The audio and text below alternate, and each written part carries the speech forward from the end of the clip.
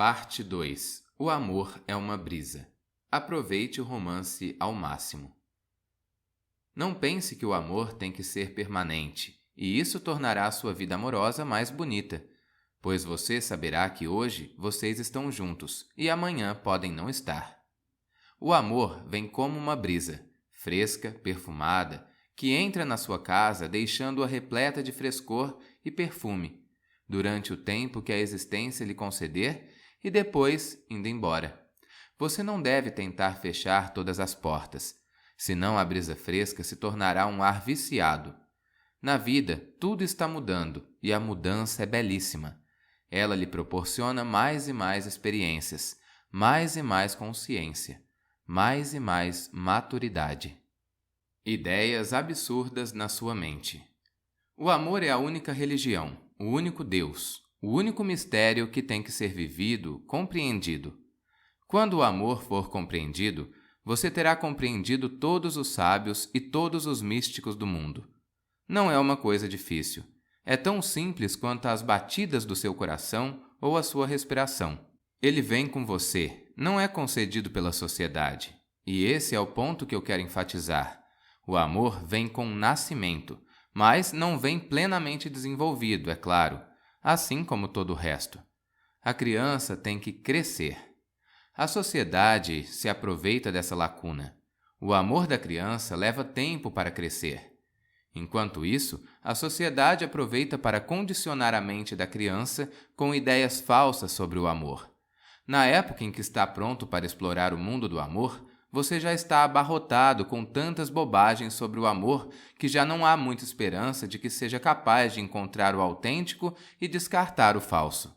Por exemplo, todas as crianças em todos os lugares ouvem milhares de vezes que o amor é eterno.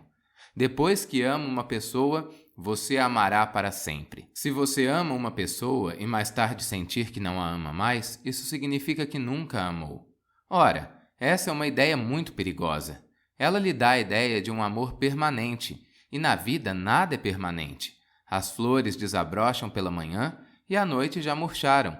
A vida é um fluxo contínuo. Tudo está mudando, se movimentando. Nada é estático, nada é permanente.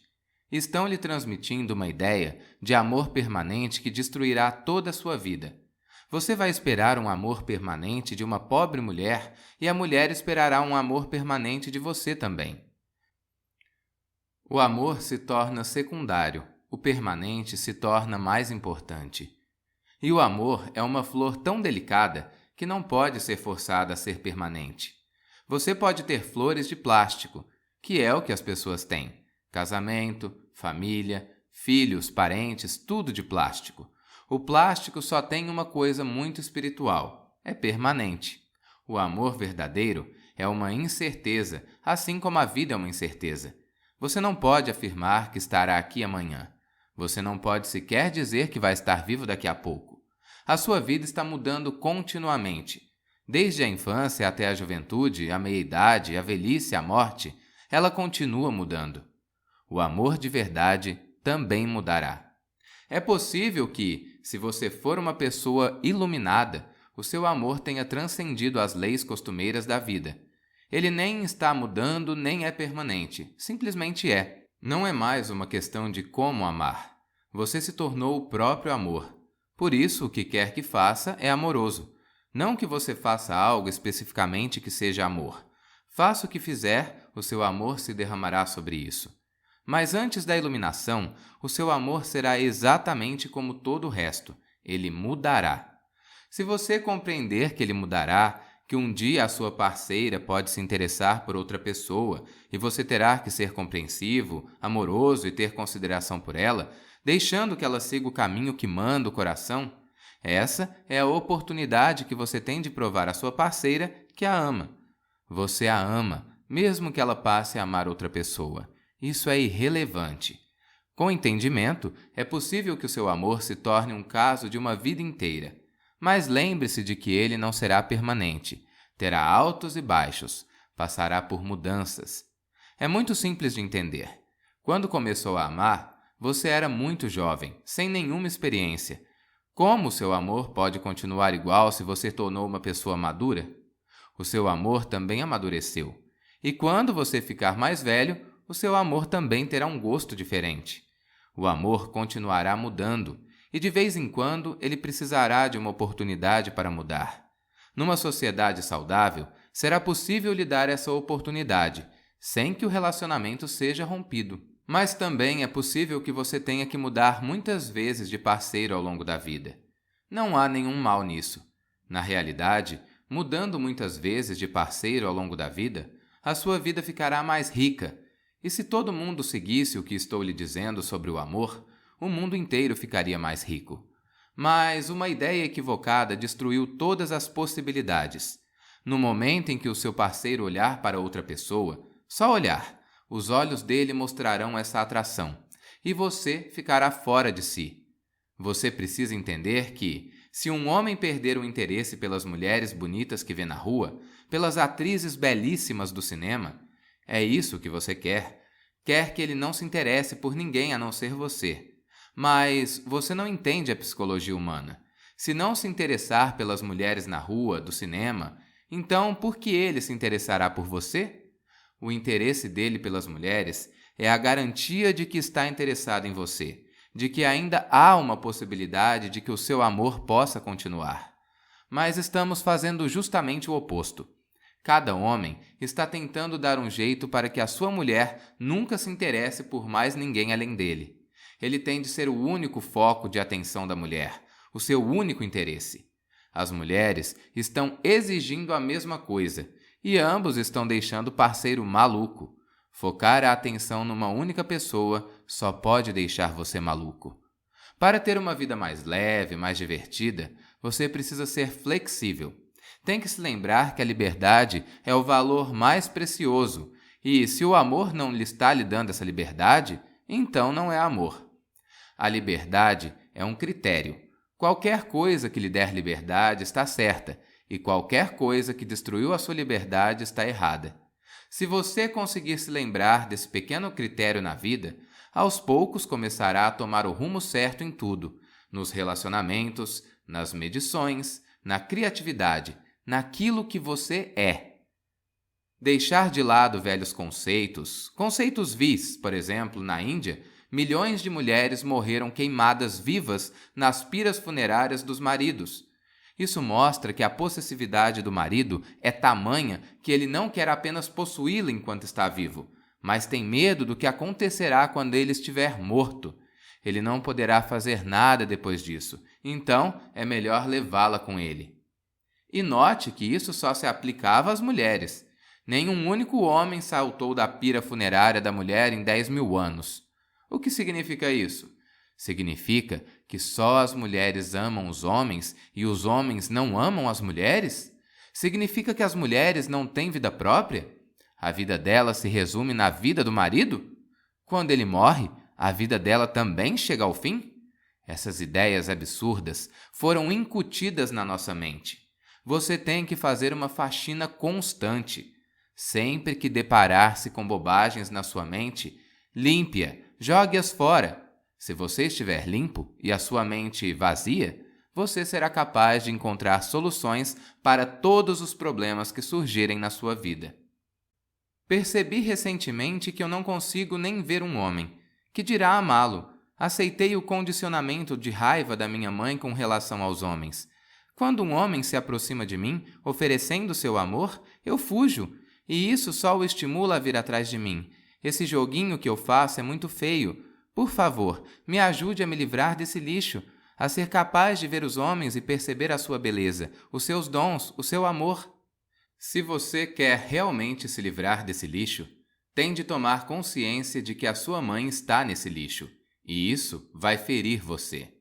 Você foi envenenada pela sua mãe.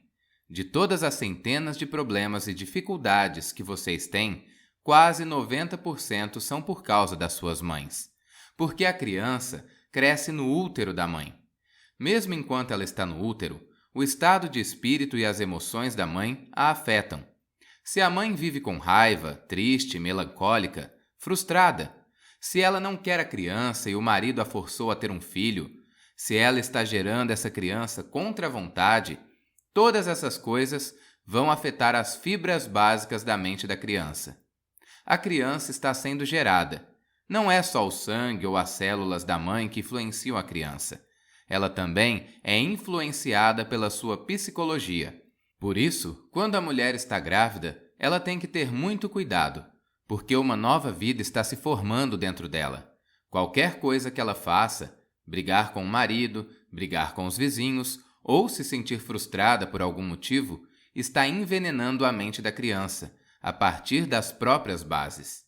Mesmo antes de nascer, ela já estará sendo prejudicada. Não é só a mãe que tem raiva dos homens. A grande maioria das mulheres tem raiva do marido. O mesmo vale para os maridos. A maioria deles tem raiva da esposa. Mas a raiva do pai não afeta tanto a criança porque a criança é gerada no útero da mãe. Começa a crescer sob a proteção da mãe e não do pai. O pai é só um visitante casual. Pela manhã, ele pode dar um beijo na criança, fazer um afago e ir para o escritório. À noite, ele pode chegar e conversar um pouquinho com o filho, mas durante todo o dia, a criança aprende tudo com a mãe. É por isso que todo idioma é chamado de língua materna, pois o pai não tem nenhuma chance de falar com a criança quando a mãe está presente. A mãe fala e o pai ouve. A criança aprende o idioma com a mãe, e não só o idioma, como todas as suas atitudes. Mas a vida até o dia de hoje tem sido comandada principalmente pelos homens. Temos uma sociedade criada pelos homens e, há séculos, não existe lugar para as mulheres. É por isso que é tão estranho que as mulheres não demonstrem solidariedade pelas outras mulheres. A mente delas está condicionada que elas demonstram solidariedade pelos homens. De vez em quando acontece, como aconteceu com a pessoa que fez a pergunta, de uma mulher carregar lá no fundo os sentimentos da mãe. A mãe é contra os homens. E eu não vejo por que ela não deveria ser. Isso tem razão de ser. É algo muito justificado, mas não vai ajudar a sociedade humana nem criar um futuro melhor. Passado é passado. Você precisa começar a olhar para os homens com novos olhos, e principalmente neste lugar, onde todo o esforço é no sentido de expor o condicionamento, nos deshipnotizar. Todo o lixo que você está carregando tem de ser jogado fora. Você precisa se livrar desse fardo e ficar mais leve, para que possa chegar ao seu próprio entendimento, à sua própria conclusão. E às mulheres desta comunidade não falta instrução. Vocês são financeiramente capazes de ser independentes e tão inteligentes quanto qualquer homem. Não há por que ter raiva dos homens. Se a sua mãe tinha, talvez ela não tivesse instrução. Talvez não tivesse independência financeira. Ela queria ser livre, mas estava aprisionada. Você não está. Essa é uma das razões por que eu não posso me comunicar com a vasta maioria de indianos. Porque o homem não se dispõe a me ouvir. Isso vai contra a sua dominação, o seu poder. E a mulher não consegue me entender. Ela não tem instrução. Mesmo que conseguisse, ela não é financeiramente capaz de se sustentar. Não pode se rebelar contra a sociedade criada pelos homens. Na maioria das regiões da Índia, não existe nada parecido com um movimento de libertação das mulheres. Nem mesmo se fala disso. Mulher nenhuma jamais acha que existe uma possibilidade de libertação. Elas perderam todas as esperanças. Mas a sua situação é diferente. Você vem de um país onde as mulheres podem receber instrução. E a instrução torna você financeiramente independente. Você não precisa ser dona de casa. Não precisa se casar. Pode viver com alguém que ame sem se casar. A mulher tem que lutar por isso. A mulher tem que fazer do casamento uma questão absolutamente pessoal, em que o governo, o Estado, a sociedade, ninguém tenha nada que interferir. Você está numa situação completamente diferente da situação da sua mãe. Ora, carregar a raiva e o condicionamento dela é estupidez.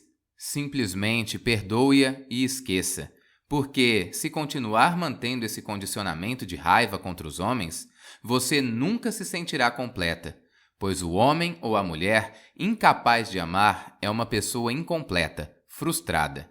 Assim, isso cria um círculo vicioso. A sua raiva o impede de amar, porque amar significa abrir mão da raiva contra os homens e passar para a polaridade diametralmente oposta. Em vez de raiva, amor. Em vez de ódio, amor. Um salto quântico precisa de coragem.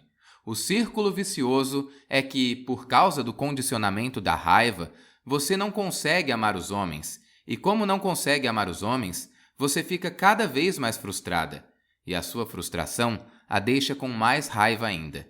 Esse é o círculo vicioso. A raiva traz frustração. A frustração deixa você com raiva, mais violenta, mais contra os homens. Isso traz mais raiva, e o círculo continua cada vez mais profundo. Sair dele fica quase impossível. Você tem que começar do início. A primeira coisa é tentar entender que a sua mãe viveu uma situação diferente.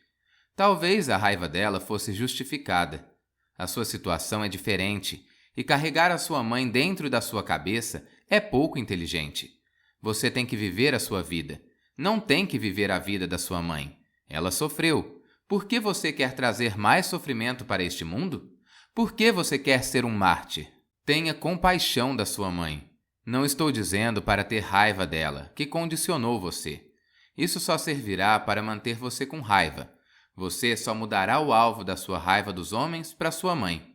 Não, você precisa deixar a raiva completamente de lado. A sua mãe precisa da sua compaixão. Ela deve ter sofrido e isso a deixou com raiva.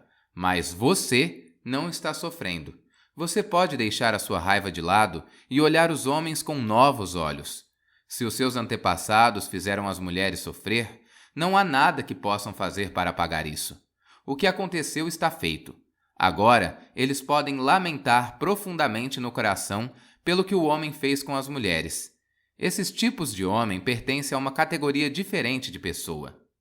Estou tentando criar possibilidades para o surgimento de um novo tipo de ser humano, que não esteja contaminado pelo passado, que não repita o passado. É uma tarefa difícil. É quase como bater a cabeça contra a parede. Mas eu estou determinado a continuar batendo-a. Eu confio na minha cabeça. E a parede é muito velha e obsoleta. Pode me ferir, mas um dia tem que cair. O tempo dela acabou. Já durou mais do que devia. Portanto, medite mais e esteja atenta aos momentos em que a voz da sua mãe começar a falar na sua cabeça. Aos poucos, coloque essa voz para dormir. Não a ouça. Ela está atrapalhando a sua vida. Você tem que aprender a amar. E quando é amado, o homem fica mais educado, gentil, um cavalheiro. Ele perde as arestas, fica mais brando. Por meio do amor, a mulher começa a florescer. Do contrário, ela continua sendo um botão. Só no amor, quando o sol do amor se levanta, ela abre as pétalas. Só no amor os olhos dela adquirem uma nova profundidade, um brilho diferente. O seu rosto começa a ter uma aparência feliz. Ela passa por uma transformação profunda por meio do amor. Ela atinge a maturidade, a maioridade. Por isso, livre-se do condicionamento que a sua mãe inconscientemente lhe transmitiu. Você o aceitou inconscientemente. Para isso, você precisa tomar consciência dele. A sua pergunta já foi um bom começo. É o início da sua consciência, o beabá. Você tem de ir mais adiante para mudar a sua cabeça completamente, para se renovar, se descondicionar, ficar aberta e vulnerável. E por causa desse condicionamento, você tem feito esse joguinho infame, que é fugir quando um homem se aproxima de você com seu amor, e assim estimulá-lo a ir atrás de você. O fato de ele persegui-la a agrada. Toda mulher gosta disso.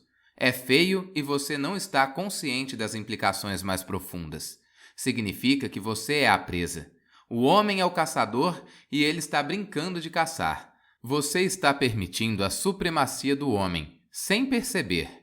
A tradição lhe ensinou que a iniciativa no amor deve ser do homem, não da mulher. Isso depõe contra a elegância da mulher. Essas ideias são obsoletas. Por que já começar sendo o número 2? Se você ama um homem, por que esperar? Conheço muitas mulheres que esperaram durante anos porque queriam que o homem tomasse a iniciativa. mas elas se apaixonaram por homens que não iam tomar a iniciativa. Conheço uma mulher de Bombaim que estava apaixonada por J. Krishnamurti. Toda a sua vida ela se manteve solteira, esperando que ele tomasse a iniciativa. Ela é uma das mulheres mais lindas que já vi, mas J. Krishnamurti está absolutamente preenchido por ele mesmo. Não precisa de ninguém para completá-lo. Obviamente, ele nunca tomou a iniciativa. E a mulher, por causa do seu condicionamento de milhares de anos, é claro que não poderia tomar a iniciativa. Isso depõe contra a elegância feminina. É primitivo. Não existe, na verdade, nenhuma razão para que a mulher espere que o homem tome a iniciativa. Se a mulher sente amor por alguém, ela deveria tomar a iniciativa e não se sentir humilhada se o homem não corresponder. Isso conferiria a eles igualdade. São pequenas coisas que tornariam possível a libertação das mulheres. Mas a mulher está sempre tentando fazer joguinhos. Ela atrai o homem, tenta de todas as maneiras atraí-lo com a sua beleza, com as roupas, com o perfume, com o penteado. Usa tudo que está ao seu alcance. Ela atrai o homem, e depois que consegue, então, começa a fugir. Mas ela não corre rápido demais. Continua olhando para trás, para ver se ele a está seguindo ou não. Se ele fica para trás, ela espera. Quando ele se aproxima novamente, ela começa a correr. Isso é estupidez. O amor tem de ser um jogo limpo. Você ama alguém, você expressa o seu amor e diz para outra pessoa. Você não é obrigada a dizer sim. Seu não será respeitado. Isso é apenas o que eu quero. Você não precisa me dizer sim a contragosto, porque esse sim será perigoso se você não sentir amor por mim. Apenas se me amar, a nossa vida se tornará completa. Uma mulher e um homem que se amam podem entrar em meditação com muito mais facilidade. A meditação e o amor são fenômenos muito próximos. Se você entrar em meditação, as suas energias de amor começam a transbordar. Se você realmente se apaixonar por alguém que ama você, as suas energias meditativas começam a aumentar. Trata-se de experiências muito próximas. Por isso, eu sou a favor das duas. Ouvi você falando do ego e de como a pessoa consciente pode ver que ele não existe. Mas eu percebo que nunca pus muita ênfase na consciência. Você pode me mostrar o caminho para ser mais consciente? O amor é suficiente por si mesmo. Se o seu amor não for o amor comum, biológico, instintivo, se não for parte do seu ego, se não for um jogo do poder para dominar alguém, se o seu amor for apenas alegria pura, prazer de estar na companhia do outro por nenhuma razão especial, uma grande alegria, a consciência seguirá esse amor puro assim como uma sombra. Você não precisa se preocupar com a consciência. Só existem dois caminhos. Ou você fica consciente e o amor o seguirá como uma sombra, ou você se torna tão amoroso que a consciência vem naturalmente. Eles são os dois lados da mesma moeda. Você não precisa se preocupar com o outro lado. Preocupe-se apenas em segurar um lado, pois o outro não poderá escapar. O outro lado fatalmente virá. E o caminho do amor é mais fácil, mais cor-de-rosa, inocente, simples. O caminho da consciência é um pouco mais árduo. Para aqueles que não conseguem amar, eu sugiro o caminho da consciência. Existem pessoas que não conseguem amar. Elas passaram a ter um coração de pedra. A criação, a cultura e a sociedade delas exterminaram a própria capacidade de amar. Porque este mundo todo não funciona com base no amor. Ele funciona com base na esperteza. Para se dar bem neste mundo, você não precisa de amor. Precisa de um coração duro e uma mente arguta. Na realidade, você não precisa absolutamente ter coração. Neste mundo, as pessoas de coração são esmagadas, exploradas, oprimidas. Esse mundo é comandado pelos mais espertos, mais sagazes, pelos que não têm coração e pelos cruéis. Por isso, toda a sociedade é manipulada de tal modo que toda pessoa começa desde a infância a ficar sem coração, e a sua energia começa a se voltar para a mente. O coração é ignorado. Eu ouvi uma antiga parábola no Tibete, segundo a qual, no começo dos tempos, o coração costumava ser exatamente no meio do peito. Mas, como ele era constantemente deixado de lado, fora do caminho, Agora ele não fica mais no meio do peito. Agora o pobre camarada espera na beira da estrada. Se algum dia você precisar de mim, estarei aqui. Mas ele não recebe carinho nem estímulo. Em vez disso, sofre todo tipo de condenação. Se você faz alguma coisa e diz: "Fiz isso porque senti que devia fazer", todo mundo começa a rir. Sentiu? Perdeu a cabeça? Me diga a razão, a lógica que o levou a fazer isso. Sentir não é razão para se fazer nada. Mesmo que se apaixone, você precisa encontrar razões que o levaram a se apaixonar. Porque a mulher tem um nariz bonito, tem um olhar profundo, tem um corpo proporcional. Mas essas não são as razões. Você não levou todas essas razões em conta para depois chegar à conclusão de que valeria a pena se apaixonar por essa mulher. Apaixone-se por essa mulher. Ela tem o nariz na medida exata, o tipo certo de cabelo, a cor certa, a proporção corporal exata. O que mais você quer? Mas ninguém se apaixona desse jeito. Você se apaixona. Depois, só para convencer os idiotas à sua volta de que não é um tolo, você calculou tudo e só depois deu o primeiro passo. Um passo sensato, racional, lógico. Ninguém ouve o coração. E a mente é tão tagarela, tão constantemente tagarela, nhenhenhé, que mesmo que o coração às vezes diga algo, ele nunca consegue chegar até você. Não consegue. A balbúrdia na sua mente é tamanha que é impossível, absolutamente impossível para o seu coração. Pouco a pouco, o coração para de falar. Sem nunca ser ouvido, sendo repetidamente ignorado, ele emudece. A mente dirige o espetáculo na sociedade. Do contrário, viveríamos num mundo completamente diferente. Mais amor, menos ódio, menos guerra. Nenhuma possibilidade de armas nucleares. O coração nunca dará nenhum apoio para que nenhuma tecnologia destrutiva se desenvolva. O coração nunca estará a serviço da morte. Ele é vida. Ele palpita por vida, pulsa por vida. Por causa de todo o condicionamento da sociedade, o método de conscientização tem de ser escolhido, porque a consciência parece muito lógica e racional. Mas, se você consegue amar, não há necessidade de continuar num caminho longo e pedregoso desnecessariamente. O amor é o caminho mais curto, o mais natural, tão fácil que é possível até para uma criança pequena. Não requer treinamento. Você nasceu com potencial para amar, se não for corrompido pelos outros. Mas o amor precisa ser puro, não pode ser impuro. Você ficará surpreso se souber que a palavra inglesa love deriva de uma raiz muito feia do sânscrito. Ela vem de lob, que significa ganância. E no que diz respeito ao amor comum, ele é um tipo de ganância. É por isso que existem pessoas que amam dinheiro, que amam casas, existem pessoas que amam isso, que amam aquilo. Mesmo que amem um homem ou uma mulher, trata-se simplesmente de ganância. Querem possuir tudo o que é belo. Trata-se de uma viagem do ego. Por essa razão, você vai encontrar amantes que brigam constantemente. Brigam por coisas tão triviais que ambos ficam envergonhados ao pensar nas coisas pelas quais continuam brigando. Em seus momentos de silêncio, quando estão sozinhos, eles se perguntam: será que estou possuído por maus espíritos? Brigar por trivialidades, por coisas tão sem sentido?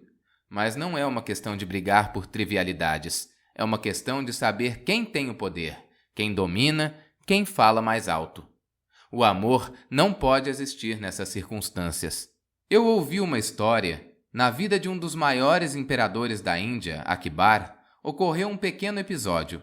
Ele se interessava por todas as pessoas que tinham algum tipo de talento e agregou em torno de si 9 pessoas, de todas as regiões da Índia.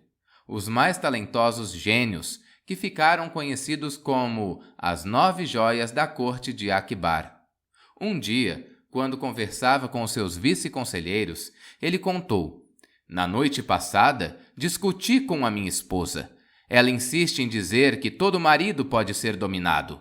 Eu argumentei, mas ela disse: conheço muitas famílias, mas nunca encontrei um marido que não fosse dominado. O que vocês acham? O imperador perguntou aos conselheiros. Um deles, Birbal, disse: talvez ela esteja certa. porque o senhor não poderia provar o contrário. O senhor mesmo é um marido dominado pela esposa.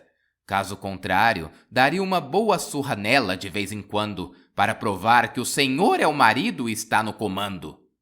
Isso eu não posso fazer, contestou Akibar, porque eu preciso viver com ela. É muito fácil aconselhar alguém a bater na esposa, mas você bate na sua? Birbal respondeu: Não, eu não bato. Simplesmente aceito que sou um marido dominado e que a sua esposa está certa. Mas Akibar retrucou: Mas, de qualquer maneira, isso precisa ser provado. É claro que na capital deve existir pelo menos um marido que não seja dominado pela esposa. Não existe regra neste mundo que não tenha exceção. E essa nem chega a ser uma regra científica. E ele disse a Birbal: Pegue 2 dos meus mais belos cavalos árabes, um preto e um branco, e dê uma volta pela capital. Se encontrar um homem que não seja dominado pela esposa, você pode dar a ele a oportunidade de escolher. Pode ficar com o cavalo que quiser. É um presente meu. Os animais eram valiosos. Naqueles tempos, os cavalos eram muito valiosos, e aqueles eram os mais belos cavalos do rei. Birbal disse: Não vai adiantar, mas se o senhor assim deseja, eu irei. Ele foi, e todos os homens casados que encontrou eram dominados pela esposa. Era fácil ver. Birbal apenas chamava o casal na porta de casa e perguntava ao marido: Você é dominado pela sua esposa ou não? O homem olhava para a esposa e dizia: Você deveria me perguntar quando eu estivesse sozinho. Isso não é justo, vai me criar problema desnecessariamente. Não vou destruir a minha vida só por causa de um cavalo. Leve os seus cavalos, não quero nenhum deles. Mas então, Birbal encontrou um homem que estava sentado em frente à porta de casa, com 2 pessoas massageando-o. Tratava-se de um lutador campeão, um homem muito forte. Birbal pensou: talvez seja esse o homem, que poderia matar qualquer um, mesmo com as mãos nuas. Basta que ele o segure pelo pescoço para que o sujeito esteja acabado. Birbal disse: Posso lhe fazer uma pergunta? O homem ficou de pé e disse: Pergunta? Que pergunta? Birbal perguntou: Você é dominado pela sua esposa? O homem disse: Primeiro vamos nos cumprimentar com um aperto de mãos. Ele apertou a mão de Birbal até quase esmagá-la e disse: Não largarei a sua mão até que os seus olhos se encham de lágrimas. Como ousa me fazer uma pergunta dessas? Birbal quase morreu de dor. Ele próprio era um homem de aço, mas as lágrimas começaram a lhe correr os olhos, e ele disse: Me solte! Você não é dominado pela esposa? É evidente que não deveria ter feito essa pergunta, mas onde está sua esposa? O homem apontou numa direção e disse: Olhe lá, lá está ela, preparando o meu café da manhã. Uma mulher franzina preparava a refeição. A mulher era tão pequena e o homem tão grande que era realmente possível que ele não fosse dominado pela esposa. Poderia matá-la. Então Birbal concluiu: Não preciso mais levar adiante esta investigação. Você pode escolher um dos 2 cavalos, o preto ou o branco, como recompensa do rei por não ser dominado pela sua esposa. E bem nesse momento, a pequena mulher exclamou: Não escolha o preto, escolha o branco, senão eu farei da sua vida um inferno. O homem disse: Não, eu ia escolher mesmo o branco. Você fique quieta. E Birbal disse: Você não vai escolher nem o preto nem o branco. Acabou, você perdeu o jogo. Até mesmo você é dominado pela esposa. Existe uma luta contínua pela dominação. O amor não pode florescer nessa atmosfera. O homem está guerreando no mundo por causa de todo tipo de ambição. A mulher está lutando com o homem porque está com medo. Ele fica fora de casa o dia todo. Quem garante que não tenha um caso com outra mulher? Ela é ciumenta, desconfiada. Quer ter certeza de que esse homem está sob as suas rédeas. Então, em casa ele briga com a esposa e fora de casa, briga com o marido. Onde você acha que a flor do amor pode florescer? A flor do amor só pode florescer quando não existe ego, quando não existe o esforço para dominar, quando a pessoa é humilde, quando não está tentando ser alguém, mas já é alguém. Então a consciência vem naturalmente. E esse é o jeito mais bonito, mais inocente. Um caminho cheio de flores. Um caminho que passa por lagos bonitos, rios, bosques, campinas. Se você tem facilidade para ser sincero, esqueça tudo sobre a consciência. Ela virá naturalmente. Cada etapa do amor traz consigo a sua própria consciência. Esse amor não é o mesmo que cair de amores por alguém. Eu o chamo de elevar-se no amor. Como uma mulher pode se apaixonar e ainda assim permanecer centrada em si mesma e preservar a própria individualidade? Essa pergunta tem muitas implicações. Primeiro, você não entendeu o que significa estar centrado. Segundo, você também não viveu a experiência do amor. Posso dizer isso com absoluta autoridade, pois a sua pergunta fornece todas as evidências do que estou dizendo. Amor e centramento são o mesmo fenômeno, não dois diferentes. Se você conheceu o amor, só pode estar centrada. Amar significa estar de bem com a existência. Isso pode acontecer por meio de um amante, por meio de um amigo ou de maneira direta e imediata, por meio do nascer do sol, do pôr do sol. A própria experiência de amar deixará você centrada. Essa tem sido toda a filosofia dos devotos ao longo das eras. O amor é a ciência deles. O centramento é o resultado. Mas existem pessoas, e só existem dois tipos de pessoas, que são dominadas pela lógica. O coração delas não se desenvolveu ainda. E existem pessoas cujo coração está florindo e a razão, a racionalidade, só funcionam como servos do coração. A desgraça do homem é que ele está tentando fazer o impossível. Está tentando forçar o coração a servir a mente, o que é impossível. Esse é o seu caos, a sua complicação. Essa pergunta surgiu da experiência comum a que chamam de amor. Não se trata de amor. Ela só é chamada de amor. É só um vislumbre, uma amostrinha que não vai nutrir a pessoa.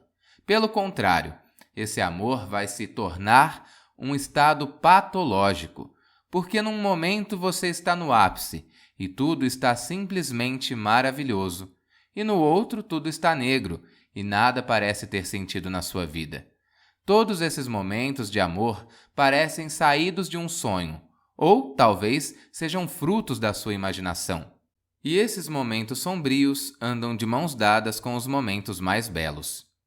Essa é a dialética da mente humana. Ela funciona por meio de opostos. Você amará um homem, mas por razões absolutamente equivocadas. Você amará o homem ou a mulher porque está carregando dentro de você uma imagem do outro. O menino se inspirará na mãe e a menina no pai. Todos os amantes estão em busca da mãe e do pai. Em última análise, todos estão em busca do útero e do seu estado belo e relaxado. Do ponto de vista psicológico, a busca eterna pela moksha, a libertação suprema, a iluminação, pode ser reduzida ao fato psicológico básico de que o ser humano já conheceu o estado mais belo e pacífico que existe, antes de nascer. Agora, se algo maior não acontecer na vida dele, uma exposição ao divino, ao universal, ele se sentirá infeliz, porque, inconscientemente, a todo instante haverá um julgamento.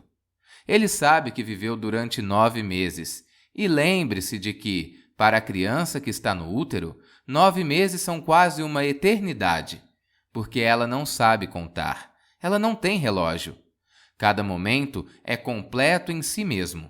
Ela não sabe que haverá outro em seguida, por isso cada momento é uma surpresa. E sem preocupações, sem nenhuma tensão, com respeito à comida, roupas, abrigo, ela está absolutamente à vontade, relaxada, centrada. Não há nada que a distraia do centro. Não há ninguém, nem mesmo para dizer olá. Essa experiência de 9 meses de centramento, de imensa alegria, paz, solidão, o outro não está mais ali. O mundo se resume em você. Você é o todo. Nada está faltando. Tudo é suprido pela natureza, sem que seja necessário nenhum esforço da sua parte. Mas a vida confronta você de uma maneira totalmente diferente, antagonicamente, competitivamente. Todos são seus inimigos, porque todo mundo está competindo. Todo mundo é seu inimigo, porque todo mundo tem os mesmos desejos, as mesmas ambições. Você está sujeito a entrar em conflito com milhões de pessoas. É por causa desse antagonismo interior que todas as culturas do mundo criaram um certo sistema de etiqueta, de familiaridade, de formalidade, e enfatizam continuamente esse sistema para a criança. Você tem que respeitar o seu pai. Todas as culturas do mundo inteiro, ao longo de toda a história, porque todas elas insistem que a criança tem que respeitar o pai, existe a suspeita de que, se ela for deixada por si mesma, ela não vai respeitar o pai. Isso é evidente, é pura lógica. Na verdade, a criança vai odiá-lo. Toda menina odeia a mãe.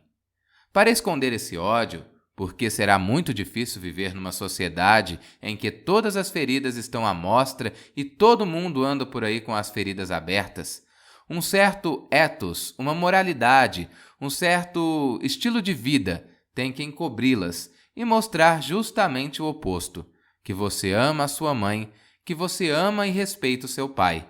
Lá no fundo acontece exatamente o oposto. Você foi dividido em dois pela sociedade. A parte falsa é merecedora de todo respeito, porque o falso é criado pela sociedade.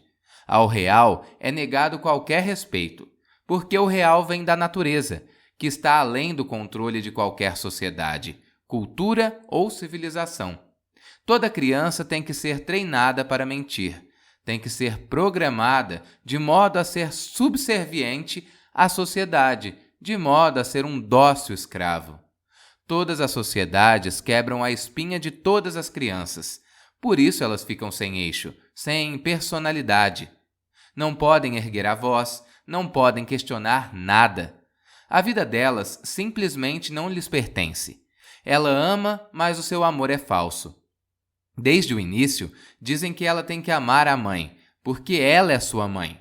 Como se a condição de mãe tivesse alguma qualidade intrínseca ou implicasse na obrigação de ser amada pelo espírito.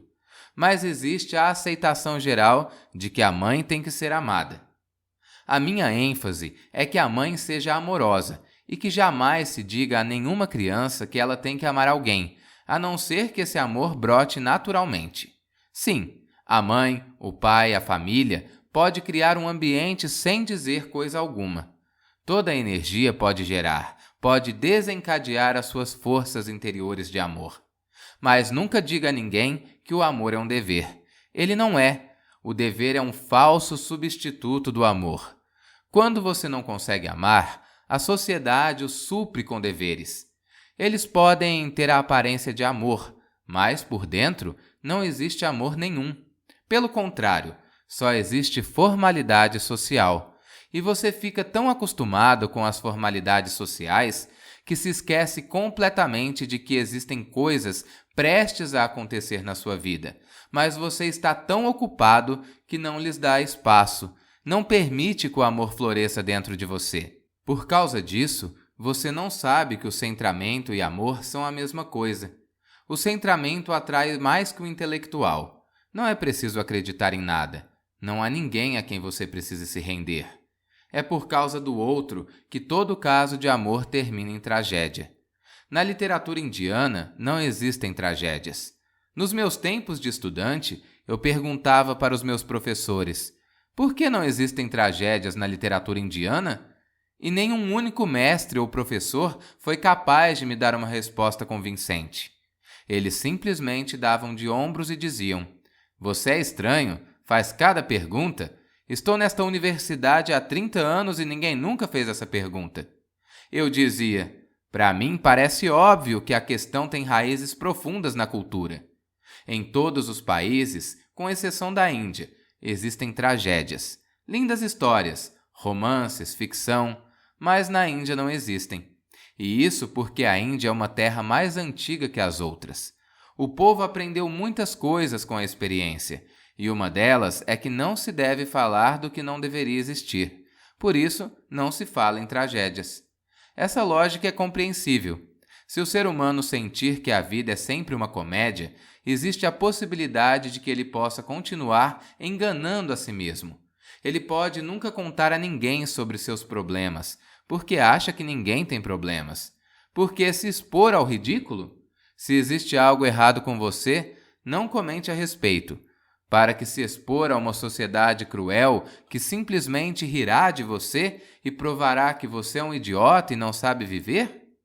Mas a coisa não é tão simples. Não se trata apenas de saber viver.